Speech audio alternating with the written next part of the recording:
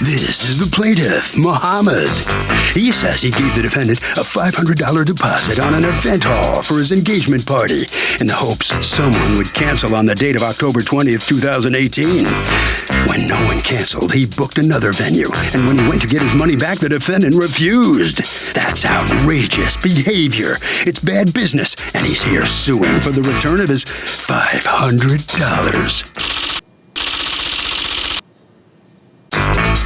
This is the defendant, Rose. She says the plaintiff gave her a $500 deposit for his party on October 21st, 2018. Then called a week later stating his sister couldn't make that date and he needed his money back. Well, she's sorry, but the plaintiff's sister's inability to make his party is not her problem, and she's not returning anything. She's accused of being one tough cookie. All parties, please raise your right hand. Welcome back to the People's Court. Next case in the docket, the plaintiff plunked down a deposit for a reception hall for his engagement party, was on a waiting list, and asked for his deposit back and got nothing. The defendant says, a deal's a deal. It's the case of with this ring, I thee sue. Thank you, Douglas. You're welcome, ma'am. Okay, Mohammed, Good morning. you are suing Rose. You've asked to be referred to only by your first names for $500, a deposit that you put down at Rose's, is it a restaurant, a venue, that she refuses to return. Tell me what happened.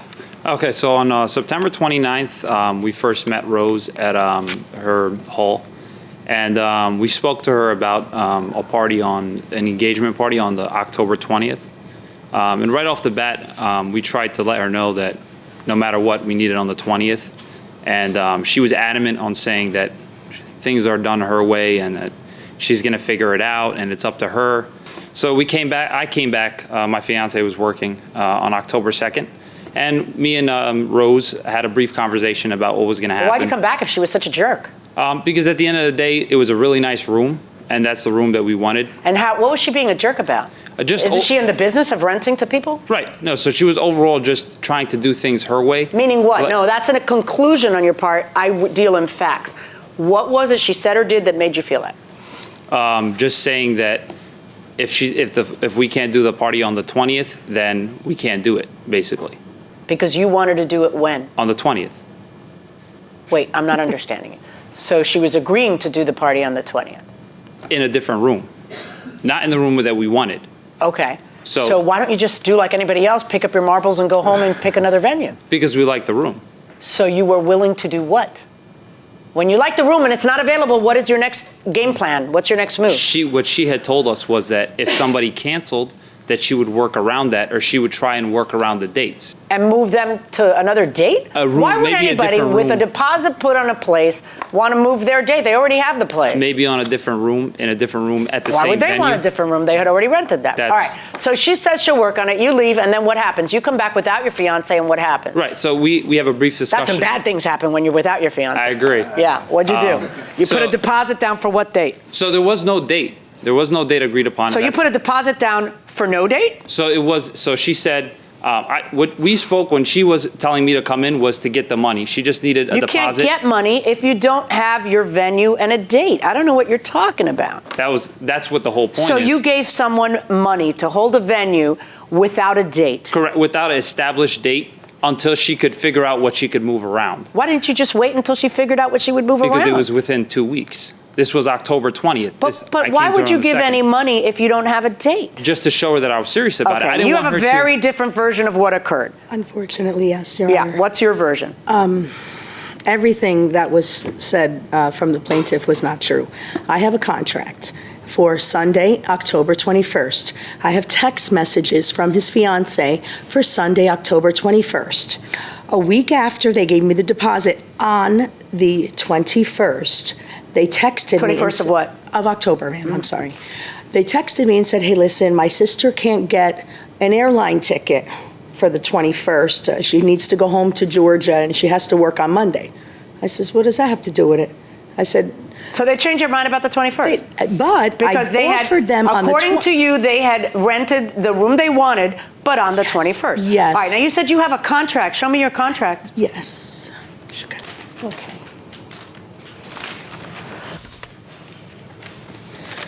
I'm sorry, where's their signature? After the text message that was sent saying that they wanted the 21st, I was in my office and I had clients. I was booking another event. I'm sorry. Did he walk in and give you $500? He did, ma'am. Stop a second. You're there. I'm sorry, I didn't mean to scare you. You're there. He's there. Your right hand with the pen is there, and a contract's there. Did you take his $500 and not have him sign a document? A wedding's just too stressful. Who got married anytime recent? You look like you're... Oh, no, but my cousin is planning one, and we have a very large family. My mom's the youngest of 13, so... What do you say? My sister's actually engaged right now, and she's very stressed, so yes. Too stressful? Eloping better? I think so. I think bride's great. Going inside the courtroom. I took his $500 because I had the text from his fiance. Why wouldn't you have him sign a document? You're a businesswoman. Yes, ma'am, you're right about that. Why wouldn't you because have it was him a sign verbal agreement. I didn't even have the... He's standing in your room handing you $500. Why would you not have him sign a contract with the dates? Especially when the dates were an issue, according to you. No, the date was issued. It was in my book and I have text messages. Oh, well, then I guess it's all settled, right? We don't need a contract. The reason, you're right, I did not have him sign show me the text messages. Do you have them in your phone? I have them in my phone. Yeah, too, go ahead and yes. turn on your phone. I know you turned it off to come into court, but I like to see them in the phone. That way I don't just see the ones that a litigant wanted to show me. What am I going to see in those text messages? Am I going to see you and your girlfriend deciding on the 21st, then your sister can't change her flight, then you guys decide to not have the party on the 21st, and now you want your money back? Not at all. Okay. No? Starts from here and goes all the way. Thank you.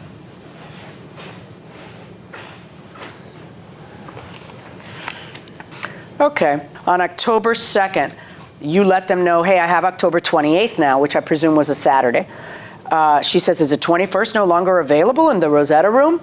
And you say, I don't know what you say because I don't see an answer, so I presume, I don't know whether that was by phone or what. And then she says, hey, Muhammad is going to be there at 11:45. Okie dokie. Is there anything you can do for us for 10:20 for us, preferably something small like the Rosetta room?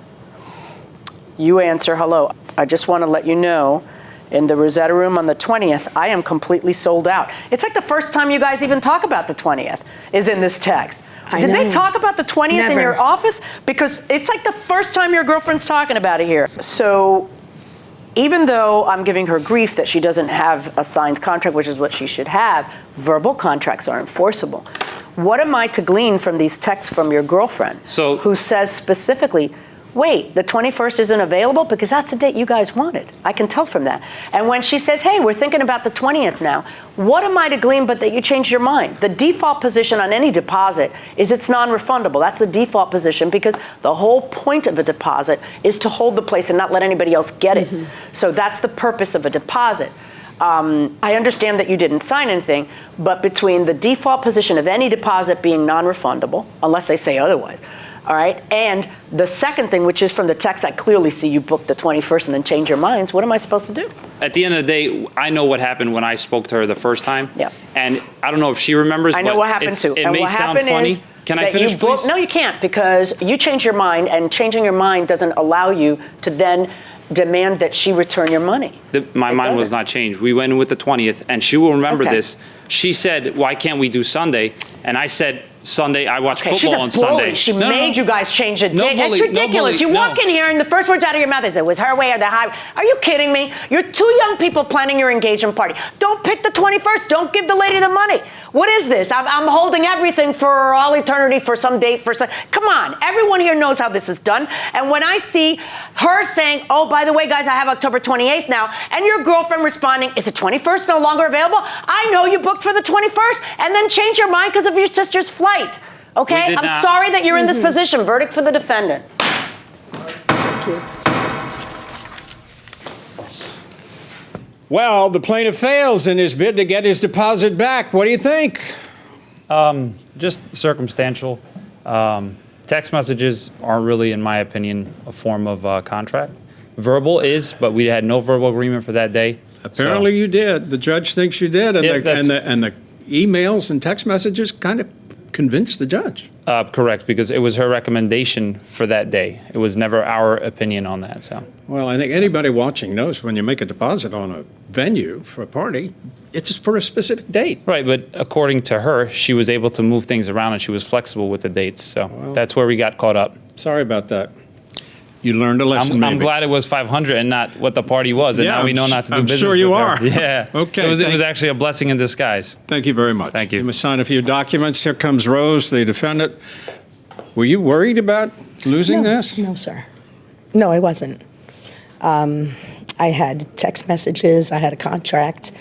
I did even offer them on the 20th if they wanted it that day, Yeah. but in a separate room. Solid booked. I have the evidence. I wish Okay. it could have been You were different. ready. You're prepared. Yes. Congratulations. Thank you. Okay. Thank you very much. Harvey? You know, there's this whole thing, Doug, about whether deposits are refundable or non-refundable. And, you know, I'm not going to get into, you know, the specifics of the law, but in this case, if the defendant holds the room so that the defendant doesn't have time to rent it out to somebody else and is going to lose the money, well, then effectively that deposit is viewed as non-refundable.